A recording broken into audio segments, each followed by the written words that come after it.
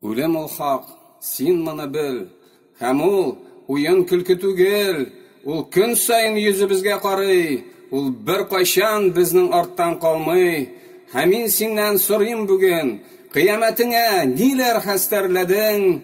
Алга-артка карамыйча, җил атлап, кая син юнәлдең?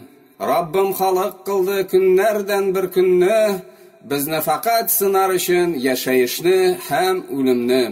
Кемнәребез бер Аллаһка гыйбадәтләр кылыр, кемнәр иблискә иярүдә итаәттә булыр.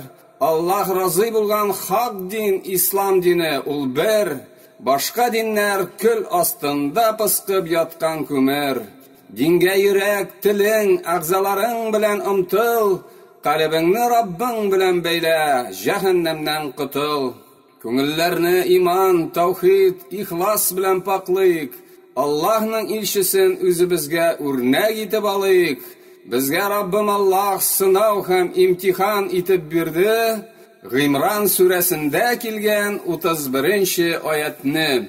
Кем Аллаһка мин сине яратам дип игълан итә, аның мәхәббәтен сынар өчен шушы аят җитә.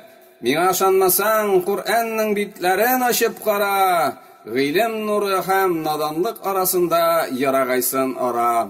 Тормышыңда пәйгамбәрең гел юлбашчы булсын, бер туктаусыз аңа салаватлар һәм рәхмәтләр яусын.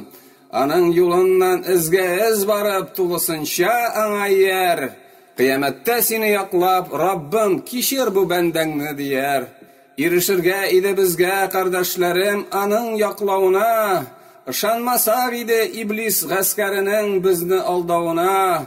Аллаһ кирамлары арасында безләрне мактасын, барыбызны иң югары җәннәтенә урнаштырсын.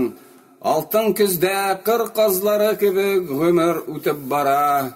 Төрле дөнья мәшәкате белән чәчләр дә ара. Тик картаймый иман белән сугарылган йөрәк. Раббыбызга шөкер, без исламда тагын нәрсә кирәк?